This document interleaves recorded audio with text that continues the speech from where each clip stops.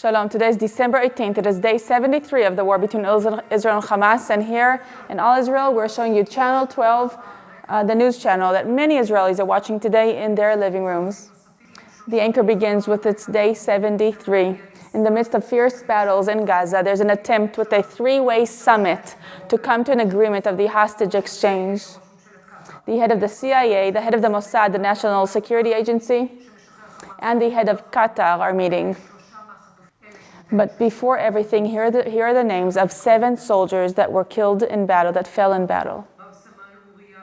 Uriah Bayer, 20 years old, from Alot Tarshicha, the Messianic believer. Liav Alush, 21 years old, from Gadera. Eitan Naeh, 26 years old, from Sde Eliyahu. These are all from elite units. Tal Filiba, 23 years old, from Rehovot. Lidor Yosef Karavani, 23 years old, from Eilat. Seren Yarin Gehali, 22 years old, from Givati Brigade. Netanel Silberg, 33 years old, from Naama. The best ever men. May the memory be blessed. Now, a short time ago, Hamas releases a video of 3 Israeli hostages. As we see, there are 3 elderly men. And this is a known method of Hamas to release footage, to release pictures or videos of the hostages in order to put pressure on the general public in Israel, and that they, in their turn, will pressure the government of Israel to release terrorists for the exchange of hostages. The reporter is saying that we know for sure that one of them is Rotem Magen, the other one is Chaim Perry, but we don't know yet who he is, not for sure, so they're careful about announcing his name. And the reporter is saying that even still, tonight, this evening, Hamas, the senior leaders of Hamas are saying that we will not release any hostages if there will not be a complete ceasefire and stop of war. We move on to the political reporter, Dana Weiss. She's speaking about a deep involvement of America with the attempts of an agreement to exchange hostages. And it says it's a meeting with the head of the Mossad, which is the National Security Agency of Israel, the head of the CIA, and the head of the government in Qatar, who is the mediator between Hamas and Israel. The purpose of this meeting is to see how to create leverage over Hamas and to hope for a domino effect.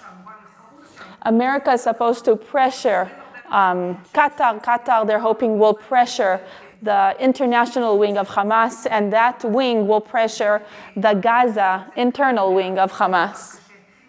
And also there's a hope to come to some sort of understanding how can we cause Sinwar, Yahya Sinwar, the head of Hamas, to come to a certain kind of an agreement where he's not getting what he wants. In the meeting, they're thinking of maybe releasing senior prisoners who are in the Israeli prisons, those who would have been released in all for all, what Yahya Sinwar wanted, all the hostages for all the prisoners in Israel. The reporter is speaking about these 3 hostages. Again, these are Israeli hostages. They've grown beards, they're in captivity, they're not well kept. So Chaim Perry, the one on the left, is speaking in the video, which the news channel is not showing. They do not want to participate in the Hamas propaganda. And Chaim Perry had a heart attack just a few weeks before October 7th, where when he was kidnapped. He protected his wife when the terrorists came in. It says twice he saved his wife's life. And his children are very active in the fight, in the battle to bring back the hostages. His children are even putting pressure on the Red Cross to give him the medications that he needs.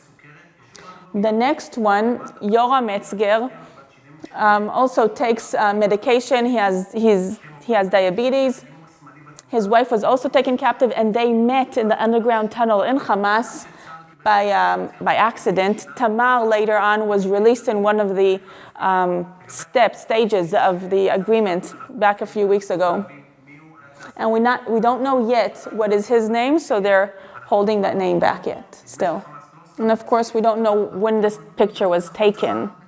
That needs to be taken into account. The anchor is moving on to Nils Vori, the military reporter, with so many casualties. The list is getting longer and longer. She's asking him, what do the battles look like in Gaza?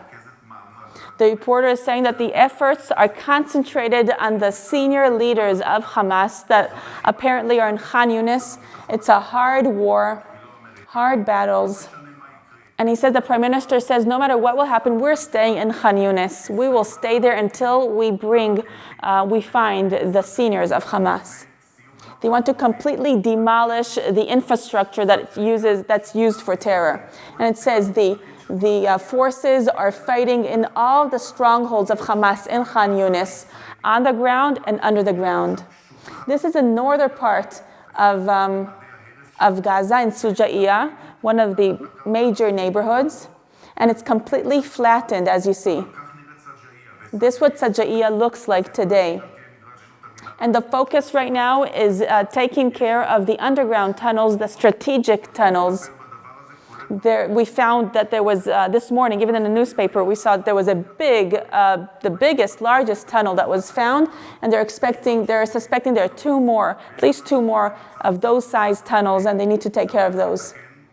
So they're going back to the picture of the three. It is confirmed that the left man here is Amiram Cooper. He's 84 years old. The report is reminding that the Hamas shot so many holes in the door to his safe room together with another woman. They were brutally pulled out and taken into captivity. The woman that was with him was released in one of the stages, and she was the one that gave his family his sign of life that he's alive. So now we see officially that Hamas released this video of them.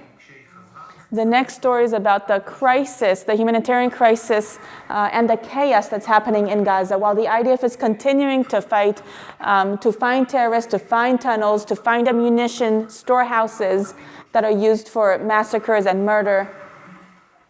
In the northern part of Gaza, the battles are continuing to go on, even in the city of Gaza, near the hospital of Shifa.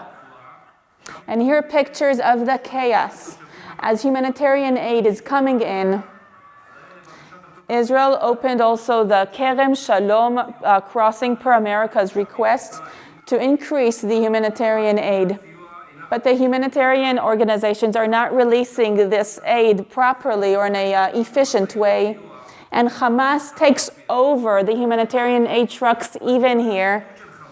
And to see the corruption in Hamas over moving money towards their terror services, we see 5 million shekels in a suitcase in cash.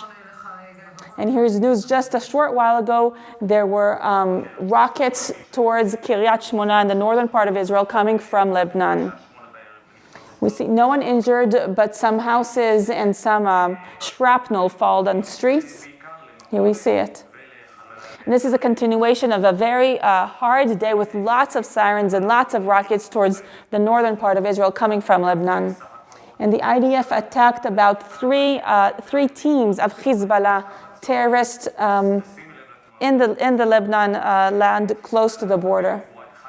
So this is another day full of battles in the north and in the south. For more stories, go to All Israel News.